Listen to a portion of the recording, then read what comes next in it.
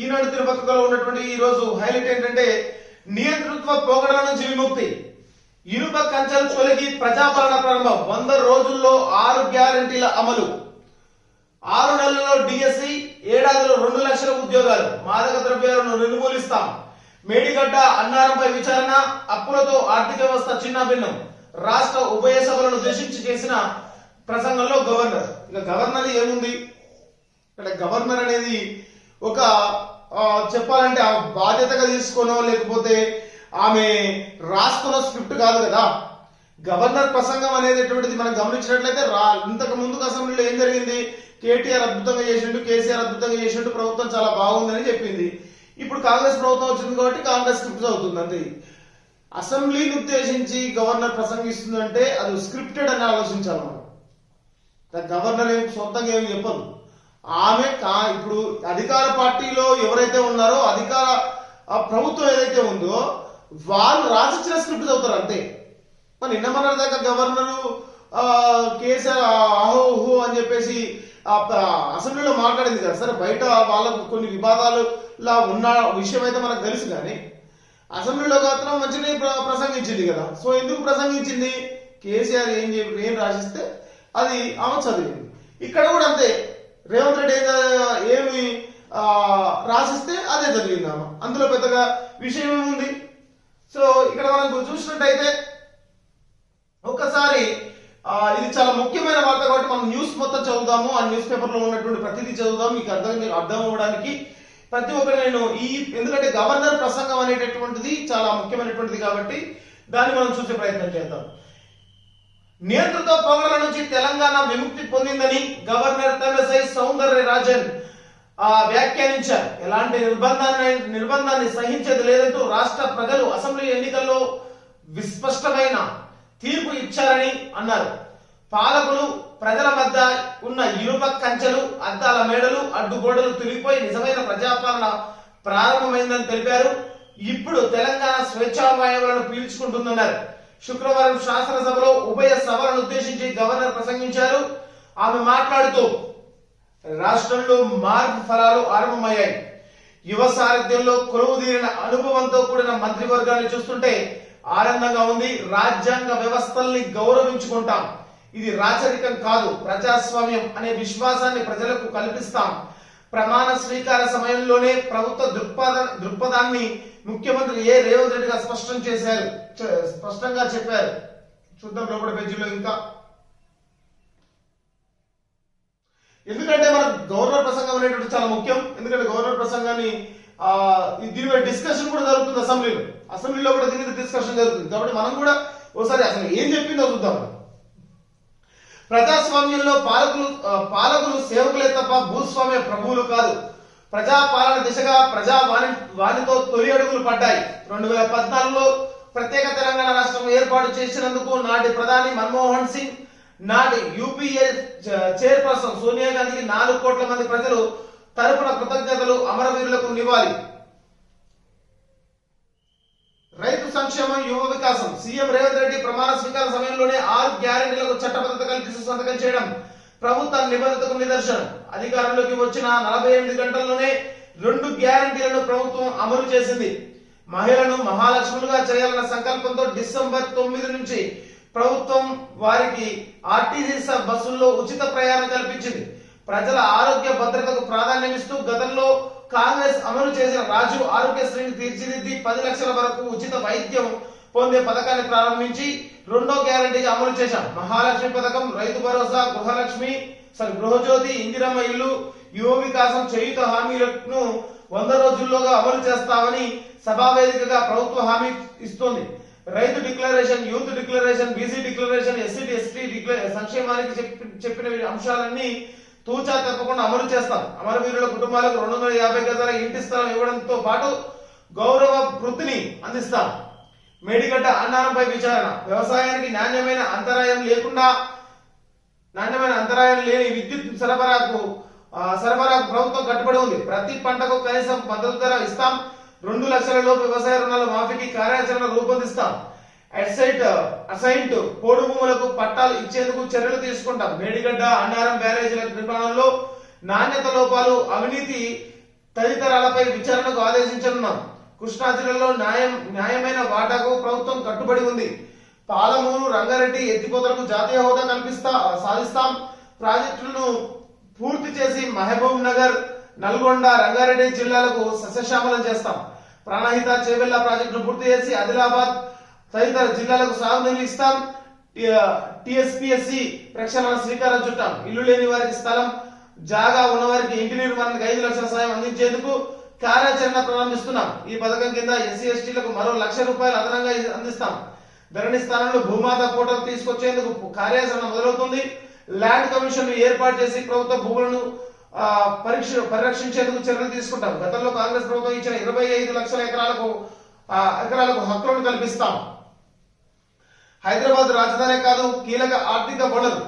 హైదరాబాద్ రాజధాని మాత్రమే కాదు, రాష్ట్ర సంక్షేమం అభివృద్ధికి కీలకమైన ఆర్థిక వనరు. హైదరాబాద్ కు ఆర్థిక శక్తిని ఇచ్చింది గతంలోని కాంగ్రెస్ ప్రభుత్వాలు. ఐటీ రంగం అభివృద్ధి, మెట్రో రైలు, శంషాబాద్ విమానాశ్రయం, ఓఆర్ఆర్ సహా ప్రపంచ స్థాయి మౌలిక సదుపాయాల కల్పన గత కాంగ్రెస్ ప్రభుత్వాలు హయాంలో జరిగింది. 2013లో యూపీఏ ప్రభుత్వం ప్రకటించిన ఐటీఐఆర్ అమలై ఉంటే హైదరాబాద్ స్వరూపమే మారిపోయి ఉండేది. మూసీ ప్రక్షాళనలతో పాటు ఆ నది పరివాహక ప్రాంత అభివృద్ధికి సంకల్పించాం. రాష్ట్రంలో అభివృద్ధి వికేంద్రీకరణకు ప్రభుత్వం కట్టుబడి ఉంది. హైదరాబాద్ కేంద్రంగా రాష్ట్రాన్ని 3 జోన్లుగా విభజించాలని భావిస్తున్నాం. ఓఆర్ఆర్ లోపల ఉన్న నగరం ఓఆర్ఆర్ ప్రతిపాదన రీజనల్ రింగ్ రోడ్, మధ్య ఉన్న ప్రాంతం రీజనల్ రింగ్ రోడ్, అవతల ప్రాంతాలుగా వర్గీకరించి అభివృద్ధి ప్రత్యేక ప్రణాళికలు అమలు చేస్తాం. రాష్ట్రంలో మాదక ద్రవ్యాలు విషయంలో కఠినంగా వ్యవహరించి వాటిని పూర్తిగా నిర్మూలిస్తాం. గ్రే గ్రౌండ్ అక్టోబస్ తరహాలో తెలంగాణ స్టేట్ యాంటీ నార్కోటిక్ బ్యూరోను పూర్తి స్థాయి డైరెక్టర్ ను ఇప్పటికే నియమించాం. గాడి తప్పిన ఆర్థిక వ్యవస్థను చక్కదిద్దే బాధ్యత తీసుకుంటాం. గత ప్రభుత్వ చెడు పరిపాలనలో 81,516 కోట్ల అప్పులతో విద్యుత్ వ్యవస్థలు తీవ్రమైన ఆర్థిక సంక్షోభానికి వెళ్లాయి. 50,275 కోట్ల నష్టాల్లో ఉన్నాయి. పౌర సరఫరాల సంస్థ కూడా 56,000 కోట్ల నష్టాల్లో 11,000 కోట్ల అప్పుల్లో ఉంది. కార్పొరేషన్ల పేరుతో విచ్చలవిడి రుణాలతో రాష్ట్రాన్ని ఆర్థికంగా చిన్నాభిన్నం చేశారు. దీన్ని చక్కదిద్దే బాధ్యత మాది. ప్రతి శాఖ ఆర్థిక పరిస్థితి శ్వేతపత్రం ద్వారా ప్రజల ముందు పెడతాం. ఆర్థిక వ్యవహారాల నిర్వహణ లోపాలు, దుబారా వ్యాయం, నిధుల దుర్వినియోగం వంటి వాటిని గుర్తించే కార్యక్రమం చేపట్టారు. ప్రజలపై భారం మోపకుండా ఆర్థిక క్రమశిక్షణతో సంక్షేమ పాలన అందించడమే లక్ష్యం. రాష్ట్రంలో గత 9 ఏళ్లలో ప్రజాస్వామ్యం కోసం పనిచేయాల్సిన వ్యవస్థలు వ్యక్తుల కోసం పనిచేసే స్థాయికి దిగజారడం బాధాకరం. ఈ పరిస్థితి మార్చాలన్న ప్రభుత్వం సంకల్పం. ప్రతిపక్షాల నుంచి నిర్మాణాత్మక సలహాలు తీసుకుంటాం. అన్ని వర్గాలకు న్యాయం. యూత్ జాబ్ క్యాలెండర్, యువత జాబ్ క్యాలెండర్ కోసం కార్యాచరణ చేపడతాం. 6 నెలల్లోగా డిఎస్సి నిర్వహించి ఉపాధ్యాయకాలను భర్తీ చేస్తాం. ఏడాదిలోపే 2 లక్షల ఉద్యోగాల భర్తీకి చర్యలు తీసుకుంటాం. గత ప్రభుత్వం గ్రామీణాభివృద్ధి అంశంలో ప్రచారానికే ప్రాధాన్యమిచ్చింది. స్థానిక ప్రజాప్రతినిధులకు విలువ ఇవ్వకపోవడం, చేసిన పనులకు బిల్లులు చెల్లించకపోవడం, కొందరు ఆత్మహత్యలు చేసుకున్నారు. గ్రామాల అభివృద్ధి, ఆర్థిక వికాసంలో మూలమైన రైతులను బలోపేతం చేసే పల్లెలు కలకలలాడేలా చేయడం మా ప్రభుత్వ ప్రాధాన్యాంశం. గ్రామాలను యూనిట్ గా తీసుకొని అభివృద్ధి చేస్తాం అని గవర్నర్ వివరించారు. ప్రజాస్వామ్యం అనేది ప్రజలను పాలనా రూపం మాత్రమే కాదు, తోటి మనుషుల గౌరవం, ఆదరణతో కూడిన ఒక వైఖరి అన్న అంబేద్కర్ మాటను ఆమె ఉటంకించారు. ఇక చూసినట్టయితే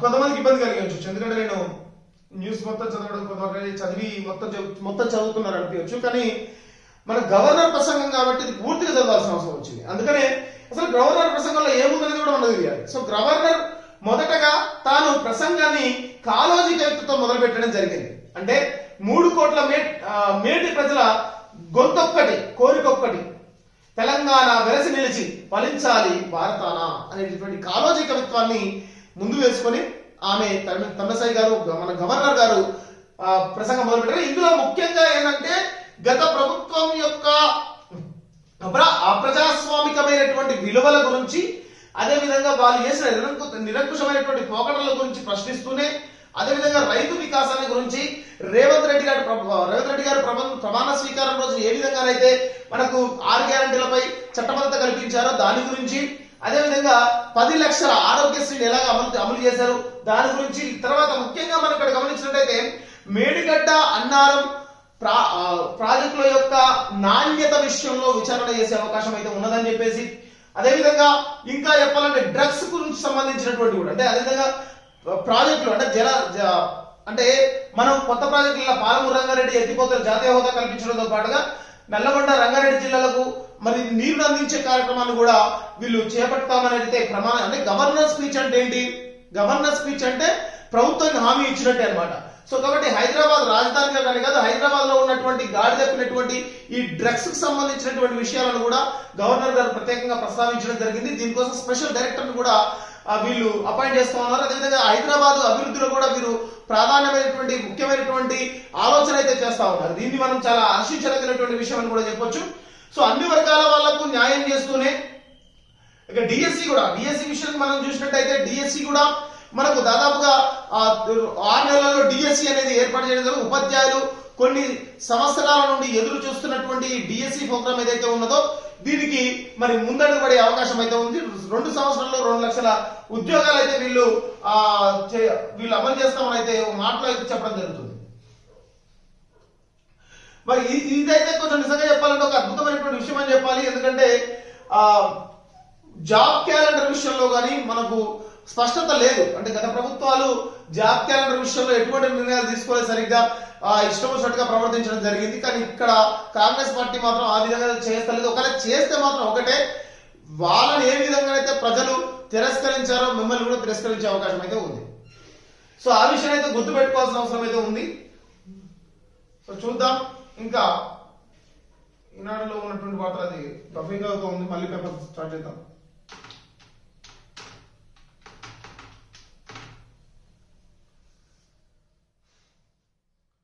బఫరింగ్ అయితే ఉంది. ఇప్పుడు అవుతుంది.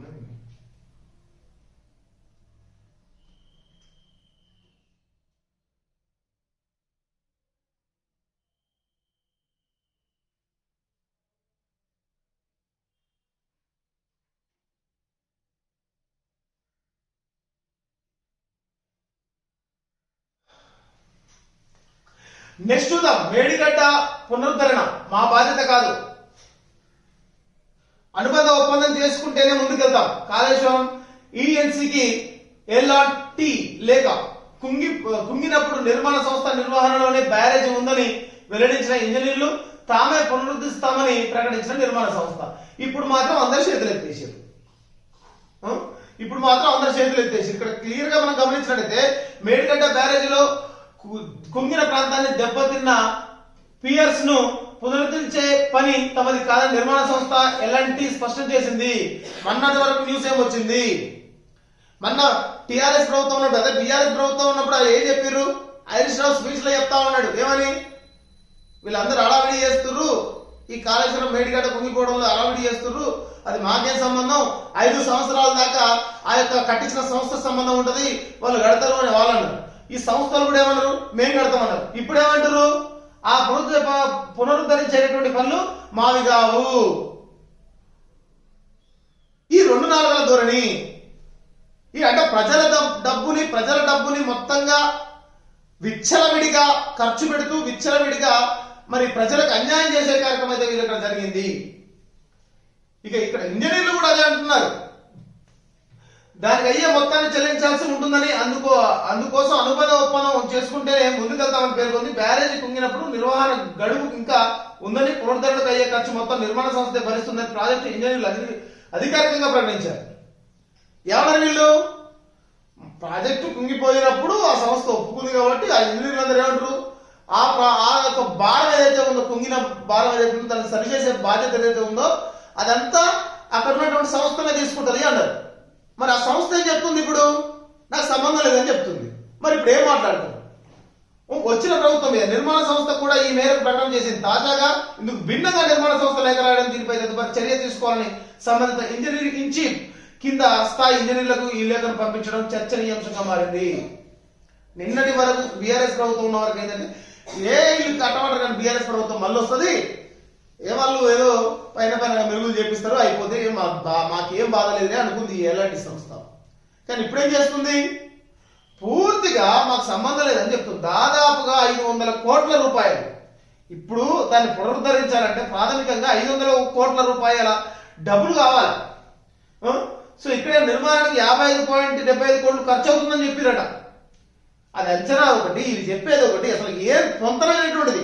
అంటే ప్రజలను తప్పుదావ పట్టి ఈ ప్రజలు కూడా నిజంగా సిగ్గు తప్పిన ప్రజలు. అది కుంగిపోతే నాకేంది, ఆ ప్రాజెక్టు అయితే నాకేంది, అరే బ్రెయిన్ ఉండి మాట్లాడుతున్నావు. చాలా మంది చదువుకున్నారని చూస్తా ఉన్నాడు. ఇప్పుడు ఏమైంది, అది కుంగిపోతా అంటారు. అది కుంగిపోతే డబ్బులు ఓడి కట్టాలి, నువ్వే కట్టాలి కదా, ట్యాక్స్ పెరుగుతాయి కదా, కూరగాయల రేట్లు నూనె రేట్లు పెరుగుతాయి. అప్పుడు మొత్తుకుంటావు రేట్లు పెరిగినాయి ధరలు పెరిగినాయి కాంగ్రెస్ ప్రభుత్వంలో. ఎందుకు పెరిగినాయి అని ఆలోచించవు కదా నువ్వు. ప్రజలు మీరు ఆలోచించాల్సిన అవసరం ఉంది ప్రజలారా. మరి దీనికి సంబంధించినటువంటి మనకు నిజంగా చాలా అన్యాయమైనటువంటి విషయం అయితే చెప్పొచ్చు. సో ఇక మనం ఇంకో వార్త చూడొచ్చు. ఆసుపత్రి నుంచి కేసీఆర్ డిశ్చార్జ్, నందినగర్ లో నివాసానికి భారత అధినేత. ఇక్కడ మనం చూసొచ్చు కేసీఆర్ ఆసుపత్రి నుంచి బయటకు తీసుకొస్తున్న ఎంపీ సంతోష్ కుమార్, వెంట యశోద ఆసుపత్రి వైద్యుడు డాక్టర్ ఎంవి రావు సిబ్బంది. ఇక గమనించినట్లయితే ఇక్కడ ఈయన సంతోష్ కుమార్ అల్లుడు అనమాట. సో కేసీఆర్ అల్లుడు బయటకు తీసుకొస్తా ఉన్నాడు. సో ఈయన నందినగర్ పోయిండు. ఆ నందినగర్ ముఖం సరిగా చూడలేదు 2 రోజులు పైన. ఎప్పుడు ఈ నందినగర్ ఏంది, టిఆర్ఎస్ పార్టీ పెట్టినప్పుడు తెలంగాణ ఉద్యమం ఉన్నప్పుడు ఆ టైంలో ఆయన నందినగర్ లో ఉన్నాడు. ఈయన ముఖ్యమంత్రి అయిన తర్వాత ఫామ్ హౌస్ చేయలేదు.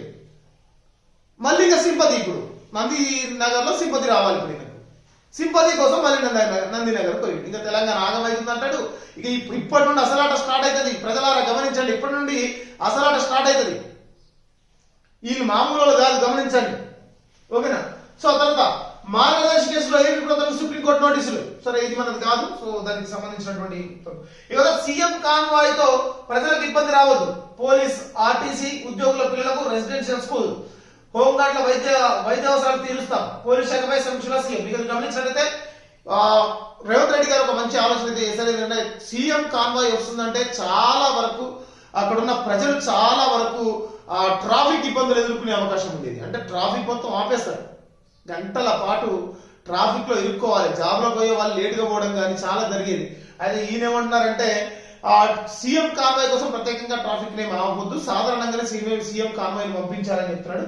ఇది ఒక రకంగా భద్రతా పరంగా కొంచెం అటు అయినప్పటికీ ఒక మంచి నిర్ణయమే. దాన్ని బట్టి మరి ఏం చేస్తారు ప్రజలు, ఆ సీఎం ఏమంటున్నారు, రేవంత్ రెడ్డి గారు ఏమంటున్నంత వరకు అయితే ఆయనకేం కాదు.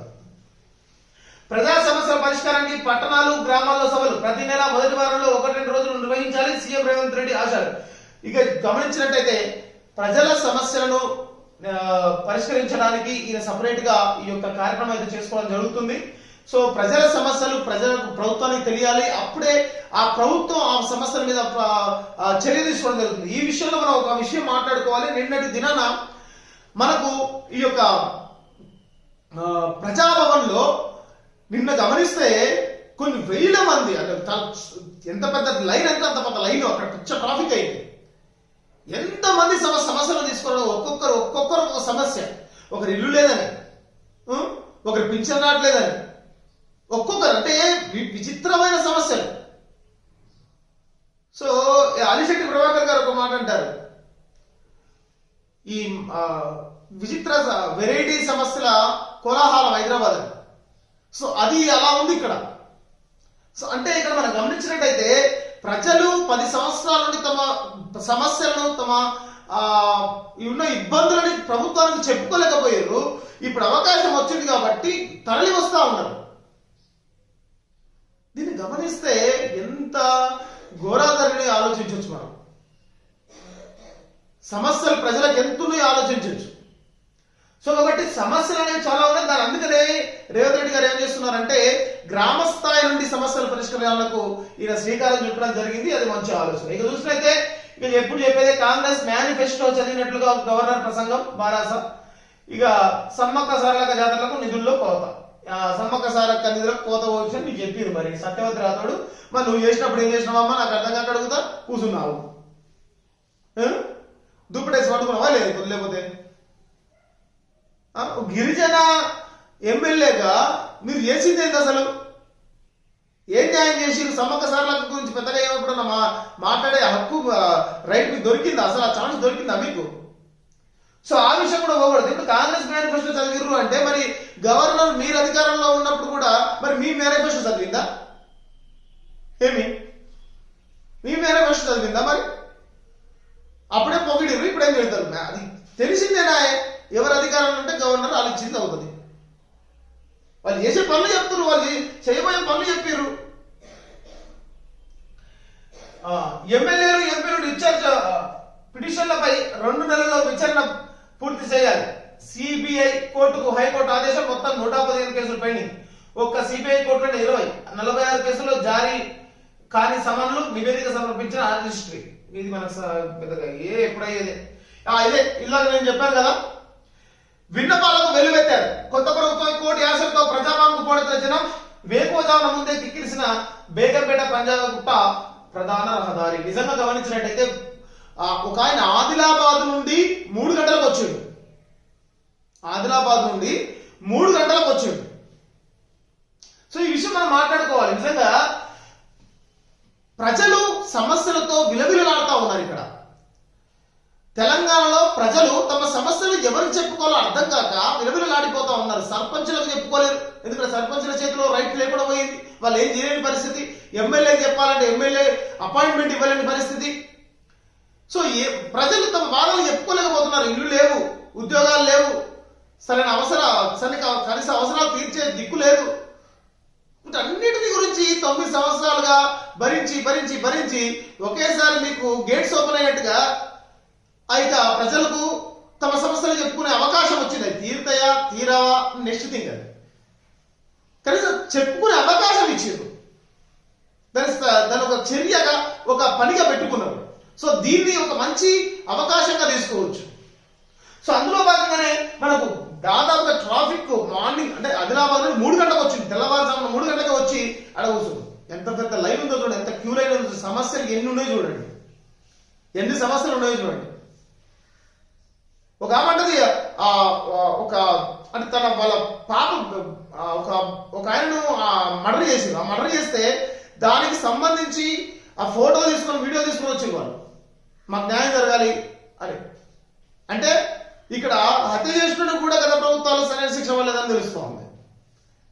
సో ఇలా చాలా ఉన్నాయి సమస్యలు. ఆ సమస్యలు మొత్తం ప్రజాభవన్లో నిన్న వినవించుకోవడం జరిగింది. ఎందుకంటే శుక్రవారం మంగళవారం మాత్రమే ప్రజాభవన్ ఓపెన్ ఉంటుంది కాబట్టి, మళ్ళీ శుక్రవారం మంగళవారమే కాబట్టి శుక్రవారం రోజున విపరీతమైనటువంటి జనాభా రావడం జరిగింది. విపరీతమైన రాష్ట్రంలోని వివిధ ప్రదేశాల నుండి ఈ ప్రజలు వచ్చి తమ విన్నపాలను ఇక్కడ చెప్పుకోవడం జరిగింది. ఇక చూద్దాం ఒక వార్త, మనకు ముఖ్యమైనటువంటి వార్తల్లో ఒకటి. ఆయువు తీసిన ఆన్లైన్ గేమ్లు. భార్య 2 పిల్లలు తుపాకీతో కాల్చి చంపిన కానిస్టేబుల్. చివరకు తాను బలమరణం. ఆర్థిక ఇబ్బందులతో ఘాతకం. ఈయన సిద్దిపేట అనుకుంటాను. ఒక నిమిషం ఆగండి. ఈయన గన్మెన్. సో కలెక్టర్ కి గన్మెన్ గా పనిచేస్తున్నాడు. సిద్దిపేట జిల్లా. ఈయన సిద్దిపేట జిల్లాకు సంబంధించిన వ్యక్తి. ఈయన గన్మెన్ గా పనిచేస్తా ఉన్నాడు. సో గన్మెన్ గా పనిచేస్తున్నటువంటి ఈయన ఆన్లైన్ గేమ్లు ఆడిండు. ఆన్లైన్ గేమ్లు ఆడి దాంట్లో డబ్బులు పోగొట్టుకొని ఇక ఆన్లైన్ గేమ్ లో డబ్బులు పోగొట్టుకుని అప్పుల పాలైండు. అప్పులు తీర్చలేక ఆన్లైన్ గేమ్ లో వల్ల పిల్లలు 2 పిల్లలు మంచిగా ఉన్నారు, చూడండి ఎంత చక్కగా ఉన్నారు. మరి భార్య కూడా మంచి భార్య ఉంది. అసలు ఎందుకు ఇలాంటి ఆన్లైన్ గేమ్స్ కి అయితే మనం సపోర్ట్ చేయొద్దు. ఖచ్చితంగా ఆన్లైన్ గేమ్స్ ని నివారించాలి. ఈ ఆన్లైన్ గేమ్స్ వల్ల ఆన్లైన్ అప్పులు ఇచ్చేటటువంటి లోన్స్ ఇచ్చేటటువంటి యాప్స్ వల్ల చాలా మంది ఆత్మహత్యలు చేసుకుంటారు. ప్రభుత్వం దీని మీద దృష్టి ఉంచాలి. ఆన్లైన్ గేమ్స్ ని బ్యాన్ చేయాలనే విషయం అయితే నేను అనుకుంటున్నాను. ఎందుకంటే ఆన్లైన్ గేమ్స్ తెలిసింది లేక ఆశతో ప్రజలు ఆడతారు. ఎందుకంటే డబ్బంటే ఎవరికి మాత్రం ఆశ ఉండదు. సో ఆశతో ఆడుతా ఉన్నారు. ఆడిన వాళ్ళకి ఎలాంటి దుర్మార్గమైనటువంటి స్థితి కలుగుతుంది, ఎలాంటి కుటుంబాలు ఎంత నాశనం అవుతుందో చూడండి. తను ఒక్కటి చనిపోయినా ఏమనుకోవచ్చు, పిల్లలు కూడా చంపేశారంటే ఎంత ప్రెషర్ ఉంటుందో మీరు ఆలోచించండి.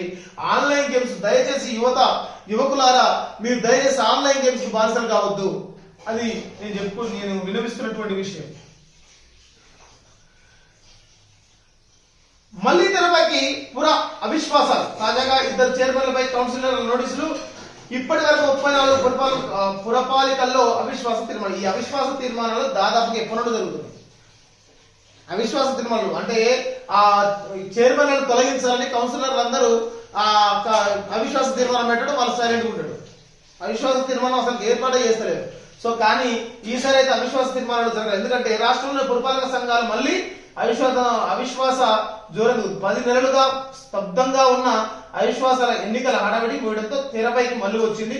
శుక్రవారం మెదక్ జిల్లా నర్సాపురం పరిపాలక సంఘం, మంచిర్యాల జిల్లా మంచిర్యాల పురపాలక సంఘం చైర్మన్లపై ఆయా మున్సిపల్ కార్పొరేటర్లు కౌన్సిలర్లు అవిశ్వాస తీర్మానం పెట్టడం జరిగింది. మరి ఎంతవరకు వస్తుందో చూద్దాం. ఇక ప్రభుత్వాలు మారినప్పుడు అంటే గత ప్రభుత్వంలో నియంత్ర పాలన ఉంది కాబట్టి వాళ్ళు ఏం చేయలేకపోయారు. మరి ఇప్పుడు ఏదైనా చేస్తారా అనేది కూడా మనం ఆలోచించాల్సిన విషయం. సో మీరు ఆల్రెడీ చదువుకున్న మేడిగడ్డ పునరుద్ధరణకు సంబంధించి మరి అప్పట్లో ఏం చెప్పారు, ఇప్పట్లో ఏం చెప్పారు అంటే అప్పట్లోనేమో కాళేశ్వరం ఎత్తిపోతల భాగంలో మేడిగడ్డ బ్యారేజ్ కి కుంగిపోయినప్పుడు వాళ్ళేమో ఇంజనీర్లు మొత్తం ఎవరైతే సంబంధించినటువంటి సంస్థ ఏదైతే ఉందో అదే చేస్తుంది అని చెప్పారు. కానీ ఇప్పుడు ఏమైంది, వాళ్ళ చేతులు ఎత్తేయడం జరిగింది. ఓకే, సో చూద్దాం ఇంకా వార్తలు లోపల ఏమున్నాయో. ముఖ్యమైనటువంటి వార్తలను మాత్రమే చూద్దాం. ఇది లైవ్ వీడియో కాదు, మీకు తెలుసు ఇది రికార్డెడ్ వీడియో కాబట్టి మీ రికార్డింగ్ వీడియోలు తక్కువగా తొందరగా చేద్దాం. ఇక చూస్తే వీసా అవసరం లేదు, వచ్చేయండి. పర్యటనకు ఆహ్వానిస్తున్న అపర దేశాలు, రాష్ట్రం నుంచి భారీగా వెళ్తున్న పర్యాటకులు.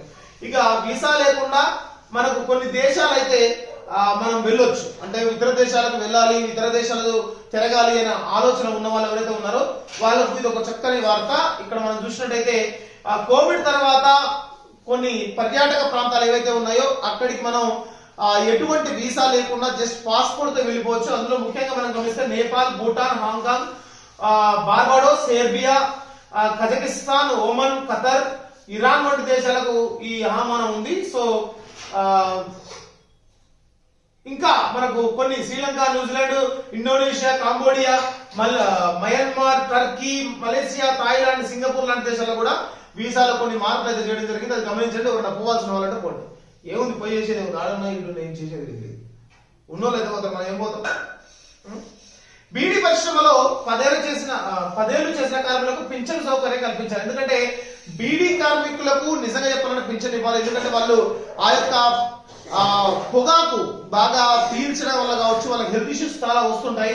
సో కాబట్టి ఆ విషయంలో మాత్రం ఖచ్చితంగా చర్యలు తీసుకోవాల్సిన అవసరం అయితే ఉంది. మరి సెంట్రల్ గవర్నమెంట్ అయితే వాళ్ళు విజ్ఞప్తి చేశారు, తర్వాత చూద్దాం అది ఏంటో. మూగబోయిన సర్కారు బడి. ఇక నాగర్ కర్నూలు జిల్లా బల్మూరు మండలం నర్సాయిపల్లి ప్రభుత్వ ప్రాథమిక పాఠశాల శుక్రవారం కనిపించిన దృశ్యం ఇది. ఇక్కడ చదువుతోంది 2 విద్యార్థులు మాత్రమే, ఒకరు కూడా హాజరు కాకపోవడంతో ఉపాధ్యాయుడు మల్లికార్జున పాఠశాల ఆవరణలో ఇలా ఒంటరిగా కూర్చొని కనిపించారు. ఇక్కడ గమనించినట్టయితే గవర్నమెంట్ స్కూళ్ళు మొత్తం 3 మూతపడే వ్యవహారానికి వచ్చింది. ఎందుకంటే ప్రజలందరూ ప్రైవేట్ కిందికి పోతుంది. దీనికి రీజన్ ఏంటి అంటే ప్రభుత్వ స్కూళ్ళు అంటే ప్రభుత్వ పాఠశాలలు మూతపడే స్థాయికి వెళ్ళడానికి రీజన్ ఏంటి అనేది మనం చూసినట్టయితే ఒక 2 రీజన్స్ చూడొచ్చు. ఈ 9 సంవత్సరాల్లో ప్రభుత్వ పాఠశాల వ్యవస్థ దిగజారిపోయింది. గవర్నమెంట్ ఎడ్యుకేషన్ సిస్టమ్ పడిపోయింది, ప్రైవేట్ ఎడ్యుకేషన్ సిస్టమ్ పెరిగింది, అందరూ ప్రైవేట్ పంపిస్తూ ఉన్నారు. కారణాలు ఏంటి? మరి ప్రభుత్వానికి ఫ్రీగా ప్రభుత్వం చదువు చెప్తుంటే మరి ప్రైవేట్కి ఎందుకు పంపిస్తారు? ఎందుకు పంపిస్తున్నారంటే గవర్నమెంట్ లో సరైన టీచర్లు లేరు, కనీస సౌకర్యాలు లేరు, కనీసమైనటువంటి వాష్రూమ్స్ లేవు. వీళ్ళు ఎలా పంపిస్తారు? ఆ మధ్యాహ్న భోజనం పెడతానేమో అది మొత్తం పురుగులు సరిగ్గా అది తినబుద్ధి కానీ భోజనాలు. ఎందుకంటే ఆ మధ్యాహ్న భోజనం పెట్టేటటువంటి కార్మికులకు కూడా సరైన వేతనాలు లేవు. మరి ఎలా ఉంటుంది వ్యవస్థ? అంటే ఈ వ్యవస్థ మొత్తం ఒక కార్పొరేట్ సిస్టమ్ ని ప్రోత్సహించే ప్రయత్నం చేసేది గత ప్రభుత్వం. మరి ఈ ప్రభుత్వం వల్ల ఈ యొక్క ప్రభుత్వ పాఠశాలలపై సరైనటువంటి నిర్ణయం తీసుకోవాలి. ఇంకా మనకి విద్యాశాఖ మంత్రిని ఇంకా మనకు ఎవరైనా తెలియట్లేదు, విద్యాశాఖ మంత్రి ఎవరో తెలియట్లేదు, కానీ ఖచ్చితంగా ఈ నిర్ణయం అయితే తీసుకోవాల్సిన అవసరం అయితే ఉంది. సో గమనించండి, మీరు ఈ యొక్క గవర్నమెంట్ పాఠశాలకు సంబంధించి కూడా మనం ఆలోచించాల్సిన అవసరం అయితే ఉంది. ప్రజలారా ప్రైవేట్ కు పంపించకుండా గవర్నమెంట్ కు పంపించండి. ఊర్లో ఉన్న వాళ్ళు కూడా ప్రైవేట్ కు పంపిస్తారా? సో అక్కడ మనం టీచర్లను అడిగితే వాళ్ళు టీచ్ చేస్తారు. సో కాబట్టి అది గమనించండి. ఎందుకంటే ఒక ఎలిజిబుల్ పర్సన్స్ ఉన్నారు ప్రైవేట్ లో, అంత ఎలిజిబుల్ పర్సన్స్ ఉన్నారంటే నేనైతే లేదనే చెప్తాను. అంటే సరైనటువంటి ఎడ్యుకేషన్ సిస్టమ్ లో సరైన ఎలిజిబిలిటీ లేదు. అంటే బీఈడీ చేసిన వాళ్ళే హైయర్ క్లాస్ చెప్పాలి, కానీ ఎక్కడ ఉన్నారు? ఇక తెలుగు సబ్జెక్ట్ అయితే చెప్పాల్సిన అవసరం లేదు. చాలా చోట్ల తెలుగు సబ్జెక్టు ఏదో 2-3 చెప్పడం, అంటే ఒకే సబ్జెక్ట్ చెప్పడం, ఇంకోటి సబ్జెక్ట్ చెప్పడం, లేకపోతే ఏమంటారు ఎవరో డిగ్రీ చదివిన వాళ్ళు ఇంటర్ చదివిన వాళ్ళను తెలుగు చెప్పేయడము, భాష రావట్లే, భాష నాశనం అయిపోతుంది ఎందుకు నాశనం కాదు ఇక. సో పాఠశాల విద్యలో ఈ మార్పులు అయితే రావాల్సి అయితే ఉంది.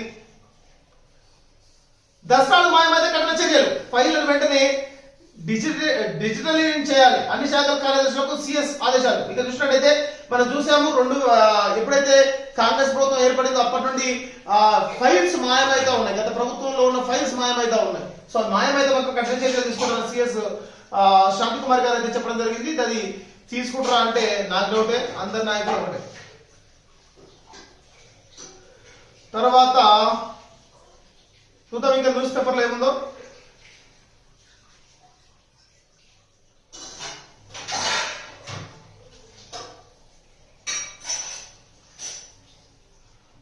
లోక్సభ ఎన్నికలకు సిద్ధంగాండి, రాష్ట్రంలో పొత్తులుండవు, ఒంటరిగా పోటీ. శాసనసభ ఎన్నికల ఫలితాలపై 17 నుంచి విశ్లేషణ. డిసెంబర్ నెలాఖరులో రాష్ట్రానికి నడ్డా, పదాధికారులు సమావేశంలో కిషన్ రెడ్డి. ఇక్కడ చూసినట్టయితే లోక్సభ ఎన్నికల కోసం బీజేపీ కష్టపడతా ఉంది. వాళ్ళకి అసెంబ్లీ ఎన్నికల కన్నా లోక్సభ ఎన్నికలు చాలా ముఖ్యం. ఎందుకంటే లోక్సభ ఎన్నికల్లో బీజేపీకి ఎక్కువ సీట్లు రావాల్సిన అవసరం ఉంటుంది. ఎందుకంటే సెంట్రల్ లో బీజేపీ మళ్ళీ రావాలంటే ఖచ్చితంగా ఎంపీలు ఎక్కువ మంది గెలవాలి. దానికి ఆల్వేస్ వాళ్ళు ఒంటరిగా పోటీ చేస్తున్నా బీఆర్ఎస్ ప్రభుత్వం ఖచ్చితంగా ఉంటుంది. అది ఎవరు అవునన్నా కాదన్నా అదే నిజం. స్పోర్ట్స్ న్యూస్ ఒకసారి చూద్దాం. కెప్టెన్ హార్దిక్, ముంబై ఇండియన్స్ సంచలన నిర్ణయం, రోహిత్ సారథ్యానికి ముగింపు. ఇదైతే ఒక షాకింగ్ విషయం ముంబై ఇండియన్స్ ఫ్యాన్స్ కి. ఇది ఒక షాకింగ్ విషయం అని చెప్పాలి. ఎందుకంటే కెప్టెన్ గా రోహిత్ శర్మ అనేక విజయాలు ఆ యొక్క ముంబై టీం కి అందించడం జరిగింది. సో అయినప్పటికీ మరి ఎందుకు మార్చిరు అనేది తెలియట్లేదు. సో హార్దిక్ పాండ్యాని కెప్టెన్ గా చేయడం జరిగింది. లాస్ట్ టైం గుజరాత్ కెప్టెన్ గా ఉన్నటువంటి హార్దిక్ పాండ్యా అక్కడ కప్ అందించడం జరిగింది. ఆయనను ముంబై టీమ్ లోకి తీసుకోవడం జరిగింది. మరి ముంబై టీమ్ లో ఆయన ప్రతిభ ఎలా ఉంటుంది, ఆయన ఏం చేస్తారో చూద్దాం. మరి కెప్టెన్సీ పై రోహిత్ శర్మ యొక్క భవిష్యత్తు అయితే కొంచెం కష్టంగా ఉంటుంది. చూద్దాం. న్యూయార్క్ లో భారత్ బార్ 2024 T20 ప్రపంచ కప్. ఇది ప్రపంచ కప్. ఈ ప్రపంచ కప్ అయిపోయింది. 2024 ప్రపంచ కప్ త్వరలో మొదలు కాబోతుందన్న విషయం అయితే చెప్పాలి. అందులో భాగంగా మరి పాకిస్తాన్ ఇండియా మళ్ళీ తడబడిపోతుంది న్యూయార్క్ లో. ఆ యొక్క న్యూస్ ఇక్కడ జరిగింది. రైట్, ఇది మనకున్నటువంటి ఈనాడు పత్రికలో ఉన్నటువంటి వార్తలు. ఇక ఏమున్నాయి వార్తలు అంటే సినిమా వార్తలకు వచ్చినట్టయితే అంజీ ఆ సామిరంగ, అల్లరి నరేష్ కూడా సామిరంగ అనే సినిమాలో ఉన్నాడు. ఇక కొన్ని ఉన్నాయి. సినిమా న్యూస్ ఏం చూస్తాంలే కానీ. సో ఇది ఈ రోజు ఉన్నటువంటి ఈనాడు పత్రికలో వచ్చినటువంటి విలువైన సమాచారం మనకు. సో రేపు మళ్ళీ ఈనాడు పత్రికను మీ ముందర తీసుకురాబోతున్నాను. ఈ ఛానల్ సబ్స్క్రైబ్ చేయండి, లైక్ చేయండి, షేర్ చేయండి. ఈ వీడియోలో మీకు నచ్చిన అంశాన్ని కామెంట్ చేయండి. నేను మీ సజెస్ట్ ఉన్నాను. ధన్యవాదాలు.